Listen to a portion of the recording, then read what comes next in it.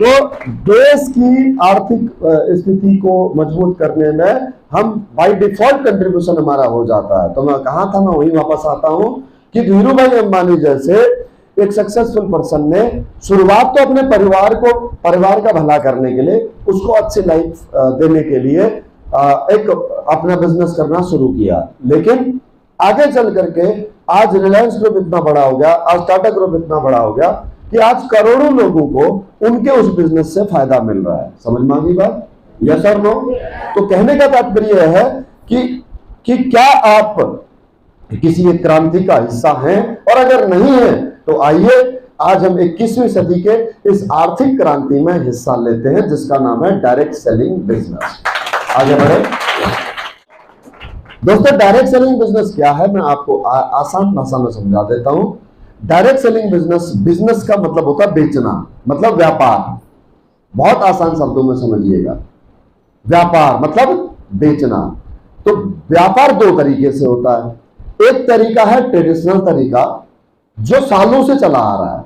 मतलब जब आप कोई भी सामान किसी दुकान से खरीदते हो तो वो ट्रेडिशनल मार्केटिंग की तहत उस व्यापार को, उस प्रोडक्ट की मार्केटिंग की जाती है, वो व्यापार किया जाता है। जैसे आप मोबाइल दुकान से लेकर के आए, तो जिसे हम आम भाषा में रिटेलर कहते हैं, सही है? तो रिटेलर के पास में कहां से आता है वो मोबाइल? होलसेलर से, कंपनी से सीधे नहीं आता है। कहां से आता है? होलसेलर से। होलसेलर के पास कहां से आता है? जो उस डिस्ट्रिक्ट का डिस्ट्रीब्यूटर C&F है। ऐसा ही है? यस और नो?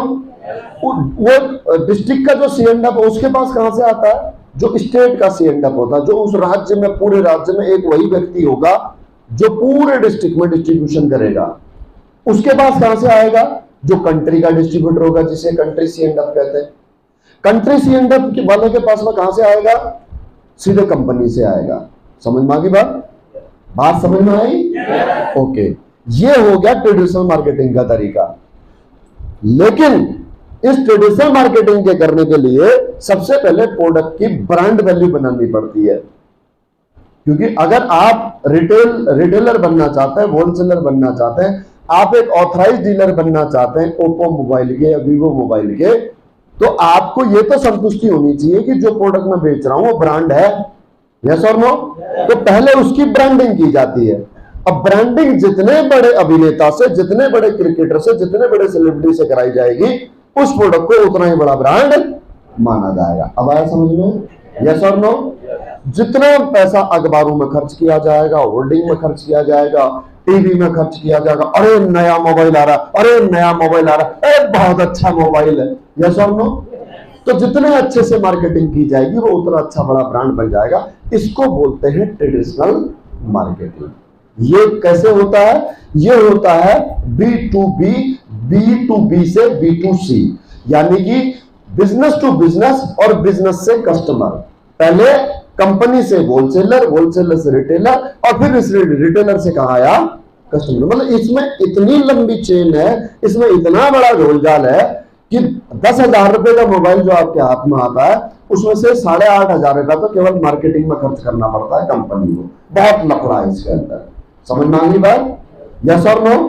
ओके, अब समझिए बात। अब जमाना बदल रहा है, अब धीरे धीरे वक्त बदल रहा है और लोग खुद प्रोडक्ट बना करके डायरेक्ट मार्केट में बेचते हैं। इसको बोलते हैं B2C मार्केटिंग।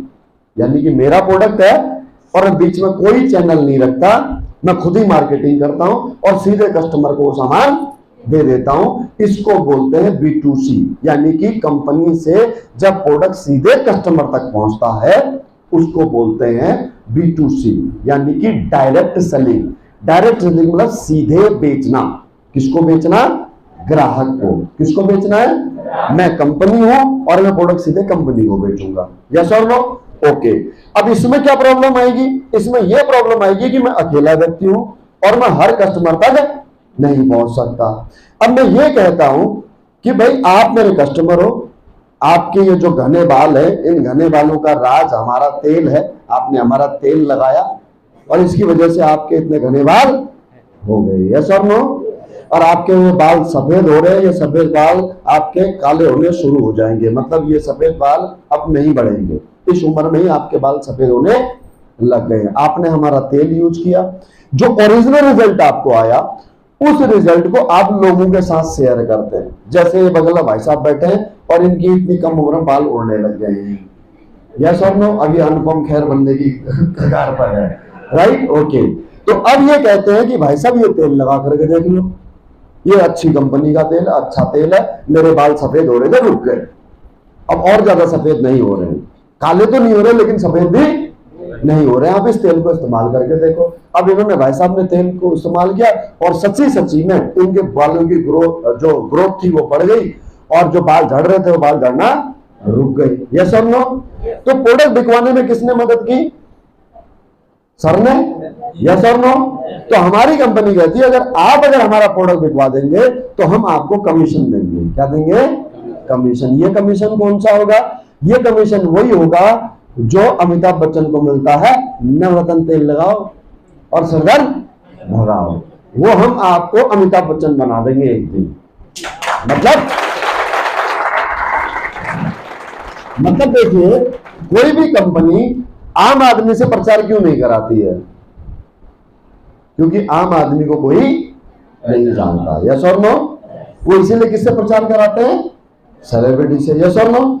हमारी कंपनी कहती है तुम हमारी कंपनी का प्रोडक्ट का प्रचार करो, हम तुम्हें सेलिब्रिटी बना देंगे, तुम्हें काहे की दिक्कत है? समझे बात को? अरे यस और नो।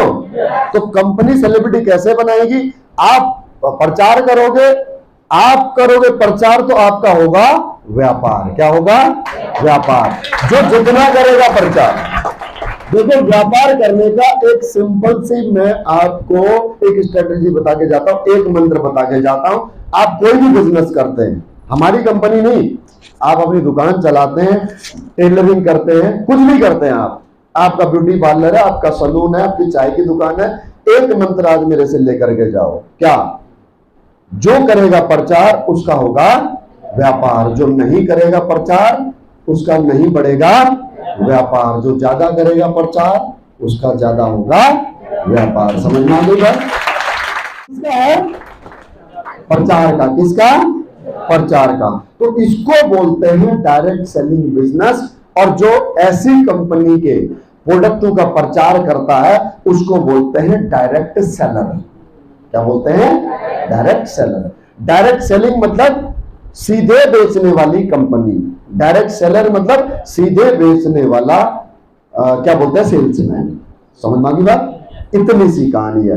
अब इस कहानी के लिए पता नहीं लोग क्या क्या आंकड़े लगाते रहते हैं। अरे ये तो जोड़ने वाला काम है, ये तो मेंबर बनाने वाला काम है, ये तो चेन सिस्टम वाला काम है, ये तो टोपी पहनाने वाला काम है, ये तो लोगों को फंसाने वाला काम है। अरे भाई साहब, लोगों को फंसाए बिना न तो किसी की सरकार बन सकती है, न किसी की फिल्म चल सकती है। लोगों को तो अपने साथ जोड़ना ही। यस और नो।